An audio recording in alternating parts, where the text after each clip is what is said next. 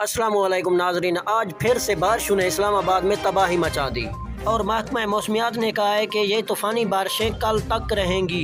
ये काले बादल कल तक इस्लामाबाद पर अपना कहर बरसाते रहेंगे और इनके साथ ये बिजली भी।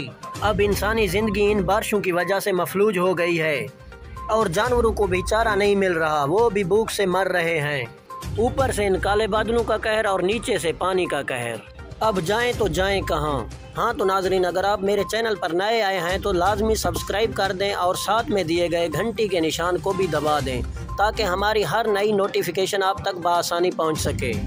नाजरीन, आपका कीमती वक्त ज़ाय किए बगैर चलते हैं वीडियो की जानिब। आज इस्लामाबाद में तूफ़ानी बारिश हुई और काली घटाएं भी चली, जिनके नतीजे में दरख्त भी जड़ से उखड़ गए और पानी सड़कों और गलियों में इस तरह से बहने लगा जैसे दरिया बहते हैं।